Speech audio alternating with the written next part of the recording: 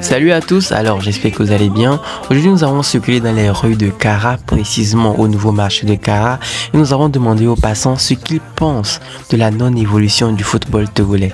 Alors c'est tout à l'heure, écoutez leur avis. Pourquoi le football togolais ça ne va pas?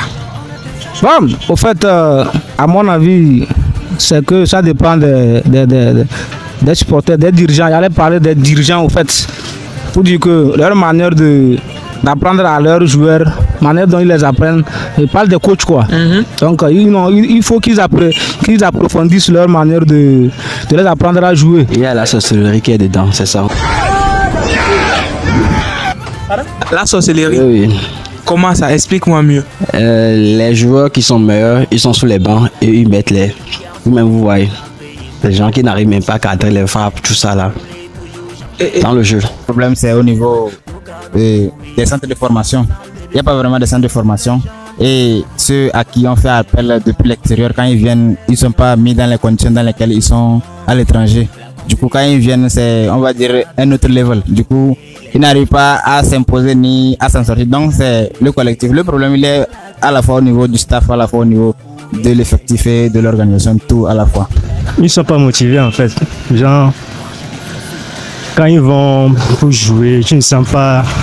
Il n'y a pas l'âme, en fait. Ils vont juste pour... On dirait ils vont juste pour jouer, tu vois un peu. Moi, on ne comprend pas. Depuis le temps de chez Adebayor, depuis qu'il est parti là, on remarque que le football togolais, ça ne va pas. Selon toi, qu'est-ce qu'il y a? Moi, comme moi, je ne suis pas amateur de football là, je ne peux pas dire concrètement ce que... Je ne sais pas concrètement ce qui s'est passé, ça ne va pas. Donc, selon vous, c'est les coachs, c'est eux seulement qui sont le problème ou comment? En dehors des coachs, on manque aussi du respect, genre, on manque de donner de la valeur à nos joueurs par rapport au support et autres. On ne les supporte pas, on les supporte mal. Et je suis sûr que aussi, bon, je ne suis pas à leur niveau, mais je suis sûr que il y a un manque du revenu. Je me dis que peut-être le salaire qu'on paye est un peu dérisoire quoi. Un attaquant qui n'arrive même pas à tirer, il n'arrive même pas à donner les passes, je sais pas. Qui Peut-être on va demander à Juliano, il a fait son nom chaque temps. Je ne vais pas appeler le nom de quelqu'un, Juliano appelle chaque nom. Donc c'est bon. Regardez en retraite, s'il revenait, est-ce qu'il peut remonter la pente du Togo? S'il revenait en tant que joueur. Oui, disons en tant que joueur actuellement encore. Il peut pas.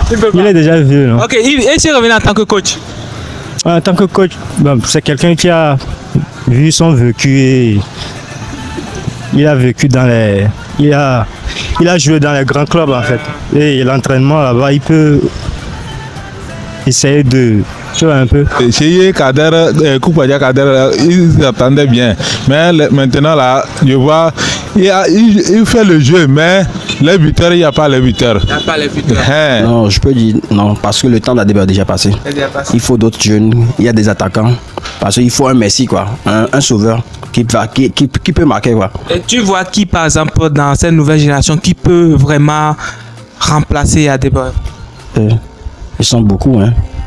Ils sont beaucoup, mais ils sont sur le banc, c'est ça. Ils sont sur le banc. Bon. Par exemple, hier, le match d'hier, c'est entre Burkina et Togo. Oh, ils ont bien joué, mais pour le marquage, c'est les buteurs qui les manquent. Les buteurs qui les manquent? Oui, sinon ils ont joué quand même. Podo là-bas, c'est pas un buteur. Bon, il est buteur, mais bon. Même il a eu la balle du moment où il voulait marquer le but, il est tombé ce soir même. Nous, on ne connaît pas la cause même. Peut-être si on les paie beaucoup, même ils seront bien encouragés à jouer quoi. C'est mon avis. Hein. Sincèrement, ça fait un bon bout de temps. Je ne crois plus vraiment en l'effectif de la sélection des éperviers. C'est juste que le souci, c'est à plusieurs étapes en fait.